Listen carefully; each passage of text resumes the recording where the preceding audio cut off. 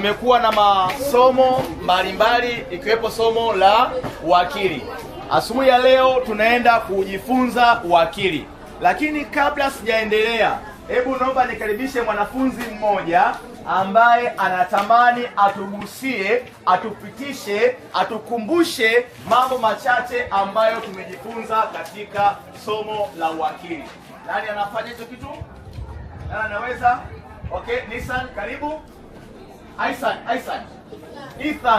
Ethan karibu na utuongoze katika kutukumbusha. Katika darasa hili la miaka 12 tumejifunza jinsi ya kuwa wakili.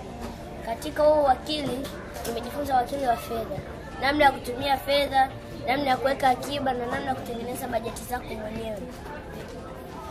Njia ambazo unaweza ukafanya ili kupata pesa halali, kwa kufanya kazi zako mwenyewe kwa bidii na kuwekeza hela zako kwenye vikoba na benki.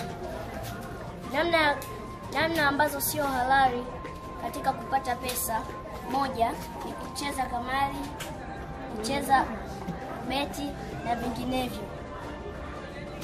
Na pia fedha sio kitu kibaya, maana utusaidia sisi kwenye matumizi yetu binafsi, japokuwa njia tunayopata hiyo fedha. Asante. Tupongeze sana kwa wakilisho hilo zuri alilolifanya. Ni kweli tumejifunza hivyo. Sasa naomba tumkaribishe mtu mwingine ili atueleze namna gani tunaweza kutumia fedha ambazo tumejipatia. Bajeti yetu ina shilingi 10,000. Hiyo 10,000 niitumiaje? Bajeti yetu tumejifunza hicho kitu. Tumkaribishe. Karibu usaidie ambao bajeti na pia bajeti. Katika darasa letu tumejifunza kuhusu budget. Budget tunaweza kubudget vitu. Kwa mfano, nimepewa 10,000. Nitatoa 2,000 kama zaka na sadaka. Nitatoa 2,000 pia kama kumshukuru Mungu kwa yote alionifanyia. Akiba nitaweka 6,000 kwa ajili ya vitu vingine. Asante. Hiyo mwingine natamani ajaribu tena hapo. Atukumbushe vizuri 10,000. Nataka nitumie 10,000. Naitumiaje 10,000? Yes. Saidie kidogo 10,000 tunaitumiaje 10,000?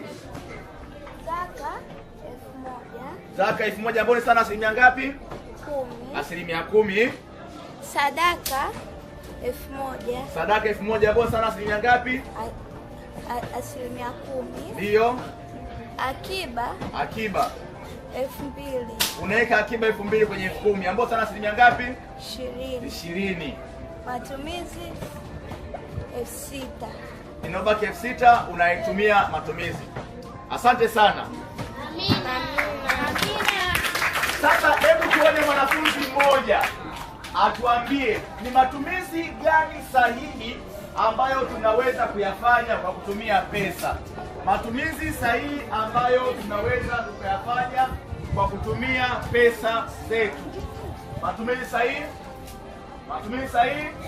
Kununua chakula, Kununua vitu vya nyumbani kama kochi, kitanda, nguo na vitu vingine. Asante. Hebu mmoja wa mwisho atuongoze kutuambia matumizi yapi ya fedha sio sahihi. Ni matumizi yapi ya fedha ambayo ukifanya matumizi hayo sio sahihi? Sahihi ya fedha ni kama vile kutumia hela yote kabla ya mwezi kuisha. Kama ni mfanyakazi umepewa mshahara wako, lakini unatumia hela yote kabla ya mwezi kuisha, natumia sio matumizi sahihi ya fedha. Nyingine kutumia fedha kucheza kamari, kubandika kucha, kununua vitu bila budget na vinginevyo. Amina. Asante sana. Makambi Magomeni 2026. Nitakwenda nikimsubiri Yesu.